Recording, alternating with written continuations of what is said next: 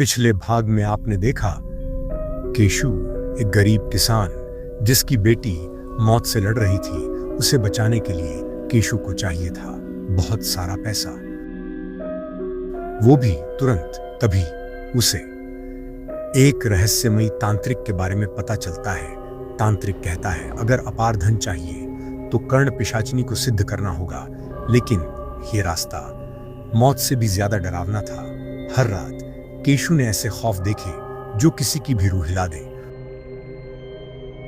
और आखिरकार एक रात कर्ण पिशाचिनी प्रकट हुई। अब सवाल यह है, क्या वो केशु को धन देगी या उसकी कीमत कुछ और ही होगी? और सबसे बड़ा सवाल, क्या केशु अपनी बेटी का जीवन बचा पाएगा? जानने के लिए देखिए कर्ण पिशाचिनी भाग 2। केशु कुछ पल के लिए बिल्कुल चुप हो गया।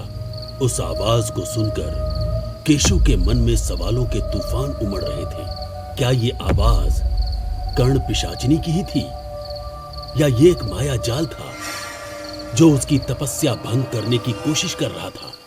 लेकिन तभी अचानक हवा और ठंडी होने लगी। पेड़ों की पत्तियां बिना हवा के ही हिलने लगी। मंत्रों की गूंज जो अभी तक तेज थी धीरे धीरे मंद पड़ने लगी।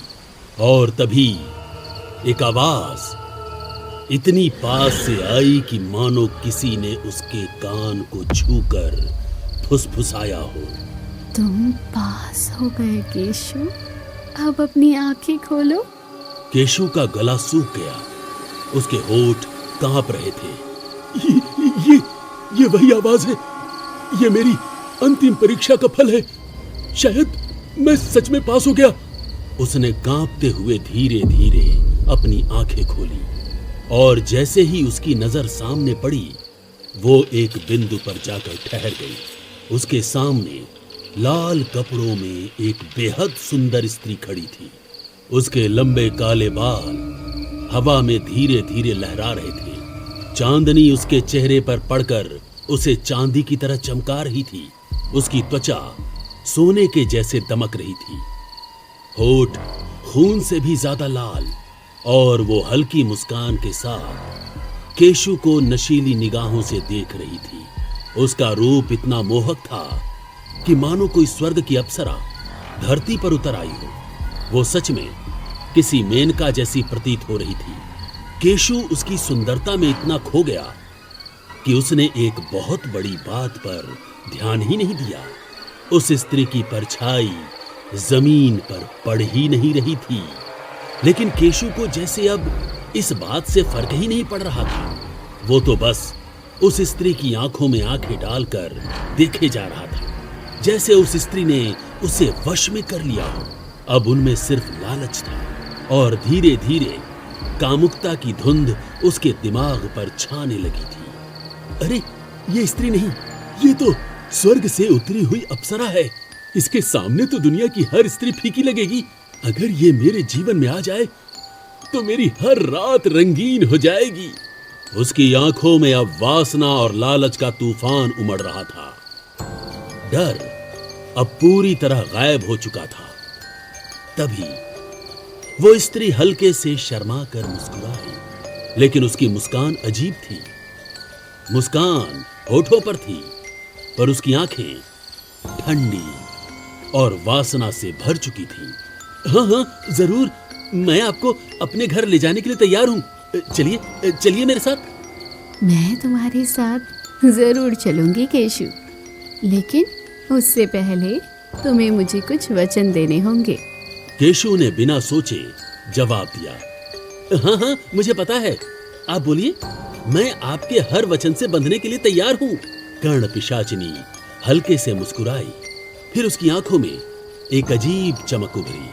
तो सुनो केशु, पहला वचन, तुम मेरी हर बात मानोगे। जो मैं कहूँगी वही होगा। तुम कभी मना नहीं करोगे और मेरे बारे में किसी को नहीं बताओगे। अब उसकी आवाज और धीमी हो गई, मानो कोई रहस्य सुनाया जा रहा हो। दूसरा वचन, मेरे अलावा तुम किसी दूसरी स्त्री की तरफ आंख उठाकर भी नहीं देखोगे। अब से तुम्हारी पत्नी की जगह तुम पर सिर्फ मेरा अधिकार होगा। वो धीरे धीरे केशु के और पास आ गई। उसकी ठंडी सांसें केशु के चेहरे से टकरा रही थी। और तीसरा वचन, तुम्हारा शरीर, तुम्हारी आत्मा अब से सिर्फ मेरी होगी। मरते दम तक इस शरीर पर सिर्फ मेरा अधिकार होगा।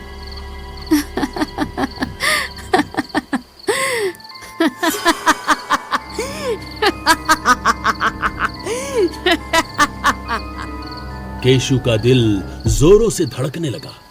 उसे महसूस हुआ मानो उसकी छाती पर किसी अदृश्य हाथ ने पकड़ बना ली हो, जो उसकी धड़कन को धीरे धीरे दबा रहा हो। जब तक तुम जीवित रहोगे मैं तुम्हें धन दूंगी, वैभव दूंगी, ऐसा धन जिसकी तुम कल्पना भी नहीं कर सकते। लेकिन जिस दिन तुमने वचन तोड़ा, उस दिन तुम्हारा शरीर तुम्हारा नहीं रहेगा।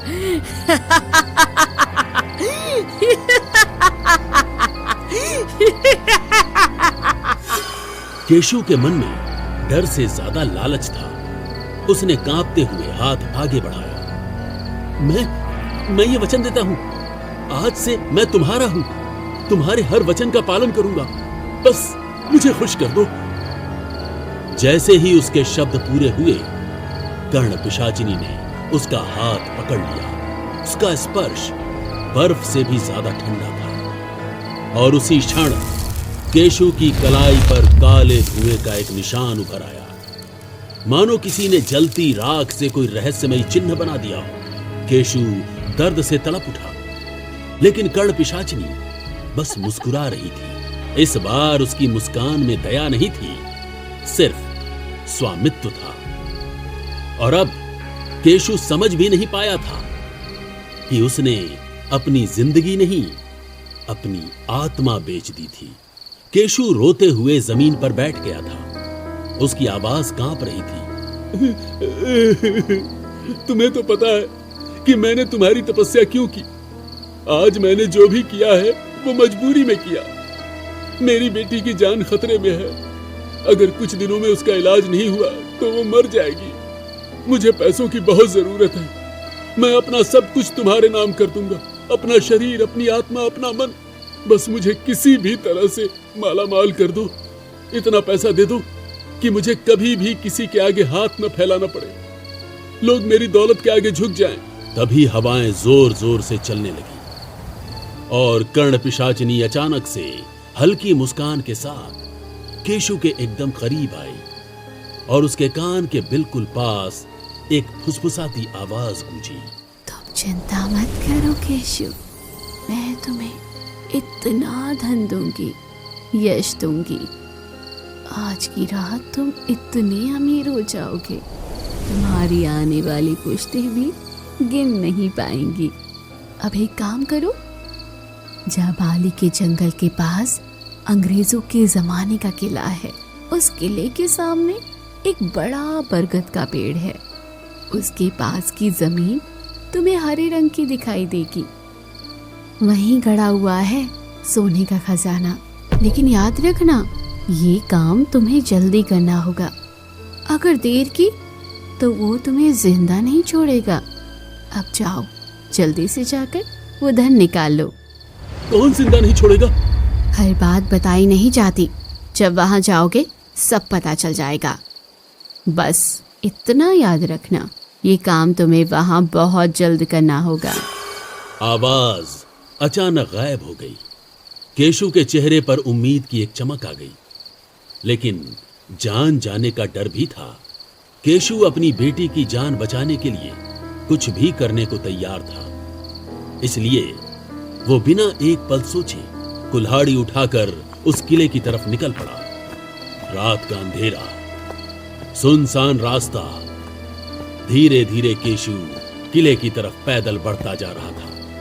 रात का अंधेरा इतना गहरा था कि चांद की रोशनी भी जमीन तक पहुंचने से डर रही थी। जंगल के ऊंचे ऊंचे पेड़ हवा में ऐसे हिल रहे थे मानो किसी अनजान खतरे की चेतावनी दे रहे हों।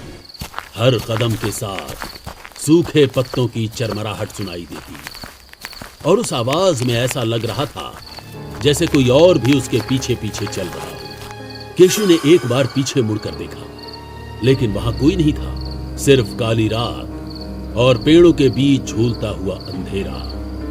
तभी अचानक उसके कान के बिल्कुल पास ठंडी सांस टकराई। रुको मत केशु, किला बस सामने है। केशु का दिल जोर जोर से धड़कने लगा। उसके पैर कांप रहे थे, लेकिन जैसे किसी ने उसके शरीर पर अपना वश कर लिया हो। वो चाहकर भी रुक नहीं पा रहा था। अब उसे साफ महसूस होने लगा कि कोई उसके साथ चल रहा है, कोई जो जमीन पर नहीं बल्कि हवा में चल रहा था। उसने फिर धीरे से नजर घुमाई और इस बार उसकी सांस गले में ही अटक गई। उसके बिल्कुल बगल में एक स्त्री की काली परछाई चल रही थी। लंबे बिखरे बाल, झुका हुआ सिर और जमीन को छुए बिना आगे बढ़ते कदम। वो परछाई हर कदम पर केशु के बराबर चल रही थी, जैसे उसकी चाल अब केशु की चाल से बंध चुकी हो। केशु समझ गया था अब कर्ण पिशाचिनी सिर्फ उसकी मदद करने वाली आत्मा नहीं रही, वो उसका साया बन चुकी थी। और साया कभी साथ नहीं छोड़ता। तभी उसे चलते चलते दूर से वो किला दिखाई दिया।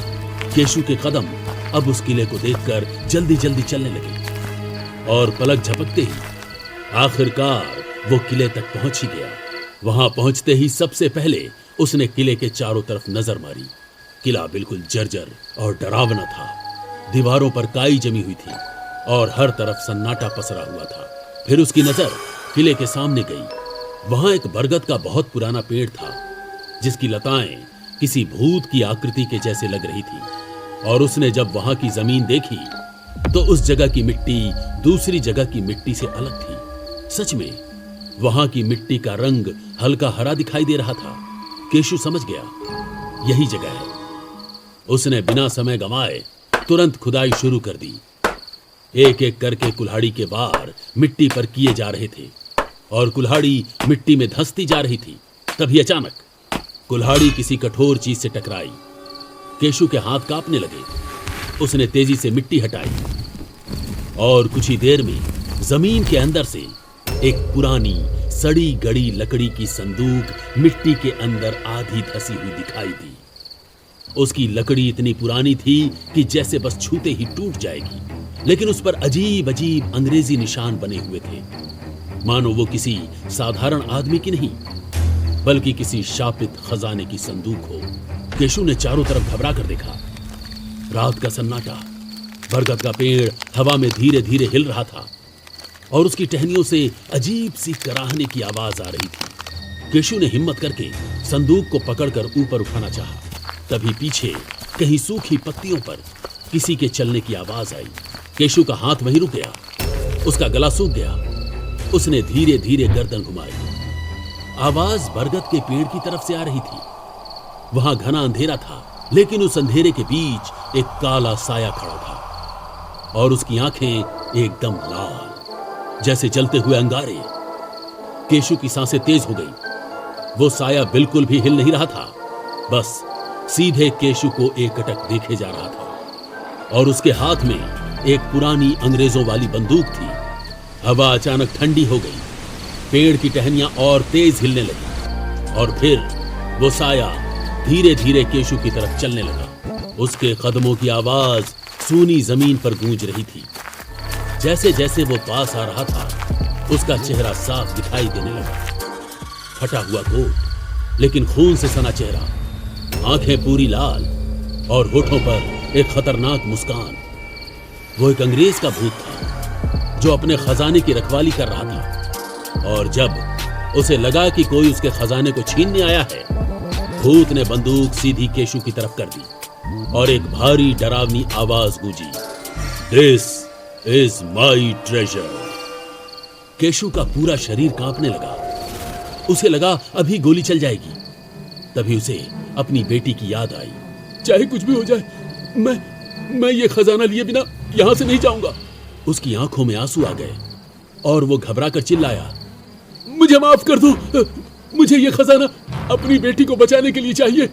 लेकिन भूत रुकने वाला नहीं था। वो और तेज कदमों से आगे बढ़ने लगा। अब केशु के पास समय नहीं था।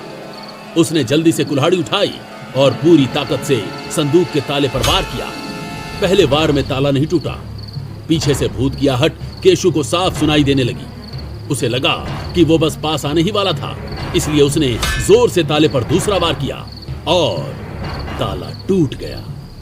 केशु ने कांपते हाथों से संदूक का ढक्कन खोला और जैसे ही उसने अंदर देखा, उसकी आंखें फटी की फटी रह गईं। संदूक के अंदर सोने की ईंटें भरी हुई थी, इतनी चमक कि जैसे अंधेरे में सूरज रख दिया हो। सोने की रोशनी केशु के चेहरे पर पड़ी और उसी रोशनी में पीछे खड़ा अंग्रेज का भूत साफ दिखाई दे रहा था। अब वो बहुत पास आ चुका था। उसने बंदूक उठाई और जोर से चिल्लाया, लिव इट और डाई। केशु डर से पागल हो गया। उसने जल्दी जल्दी सोने की ईंटें उठाई, कपड़े में बांधी और जान बचाकर भागने लगा। पीछे से भूत की चीख गूंजी, हवा तेज हो गई, पेड़ जोर जोर से हिलने लगे। ऐसा लग रहा था जैसे पूरा जंगल उसके पीछे दौड़ रहा हो। भागते भागते केशु ने पीछे मुड़कर देखा।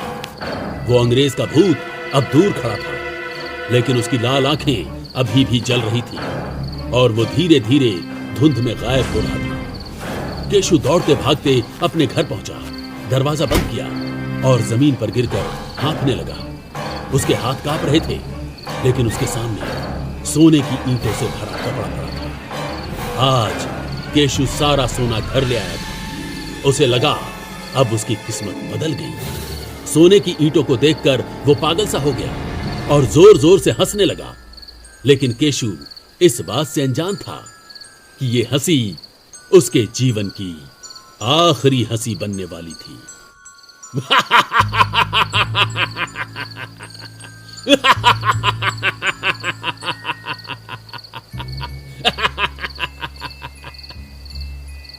सुबह की हल्की धूप खिड़की से अंदर आ रही थी, लेकिन केशु के चेहरे पर जो मुस्कान थी वो सामान्य नहीं थी।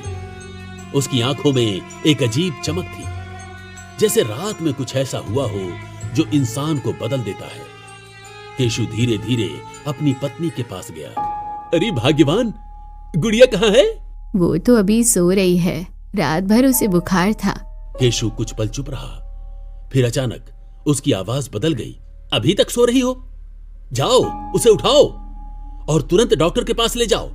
उसका इलाज आज ही होगा। सरिता हैरान होकर उसे देखने लगी। इलाज तो कराना है, लेकिन पैसे कहाँ हैं हमारे पास? केशु के होठों पर हल्की मुस्कान आ गई। वो मुस्कान जो खुशी की नहीं, बल्कि किसी छुपे हुए राज की लग रही थी। तुम उसकी चिंता मत करो भाग्यवान, तुम बस डॉक्टर के पास जाओ और उनसे कहो कि इलाज शुरू करें।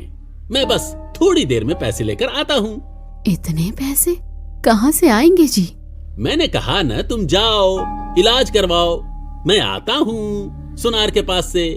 ये सुनकर सरिता के चेहरे पर सवाल ही सवाल थे, लेकिन बेटी की जान से बड़ा कुछ नहीं था। वो गुड़िया को लेकर डॉक्टर के पास चली गई। इधर केशु अकेला खड़ा था। उसने धीरे धीरे अपनी जेब में हाथ डाला और उसकी मुट्ठी से सोने की चमक बाहर दिखाई दी, लेकिन वो साधारण सोना नहीं था। उन ईंटों से हल्की हल्की धुएं जैसी भाप निकल रही थी, जैसे वो अभी अभी धरती के अंदर से नहीं, किसी और दुनिया से आई हो। वो सीधा सुनार के पास गया। सुनार ने जैसे ही सोने की ईंट देखी, उसके हाथ कांपने लगे। इतना शुद्ध सोना ये तुम्हें कहां मिला? जितना पूछा है उतना ही जानो, बाकी मत पूछो। सुनार डर गया।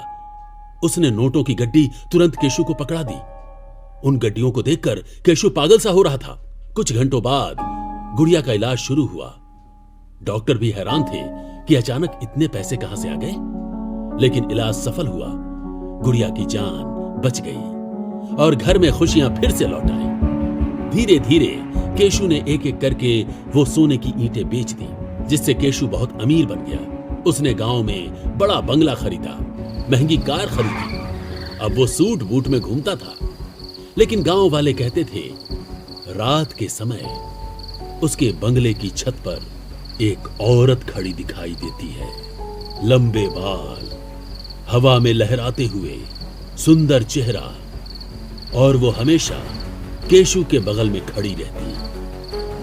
अंधेरे के साए में उसका चेहरा दिखाई तो नहीं देता, लेकिन वो हर रात केशु के कान में कुछ फुसफुसाती है। और उसी के बाद अगले दिन केशु और अमीर हो जाता।